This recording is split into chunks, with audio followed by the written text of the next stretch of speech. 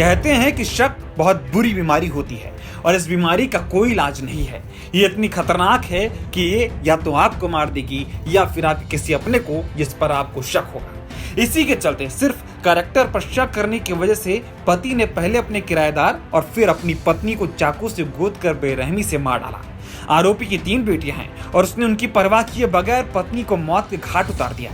जानकारी के अनुसार जबलपुर के घंटा घर के पास उड़िया मोहल्ला नाले के किनारे एक मकान में मोहब्बत इब्राहिम अपनी पत्नी राबिया और उसके 3 बच्चों के साथ रह रहा था।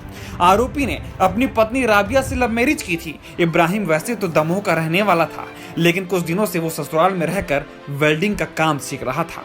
इब्राहिम अपने ससुराल के जिस मकान में रहता था उसी मकान में किराएदार शकील भी रहता था, जो बग्गी चलाने का काम करता था।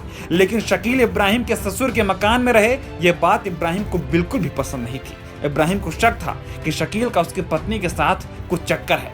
इसी बात को लेकर दोनों में लड़ाई भी होती रहती थी। एक दिन रात करीब 10:30 बजे दोनों में जमकर बहस हुई और इसके बाद मोहम्मद इब्राहिम चाकू लेकर गुस्से में घर से बाहर निकला। उस समय शकील अपने घोड़ा बग्गी के पास खड़ा था, तभी उसने चाकू से उसके पेट पर हमला कर दिया।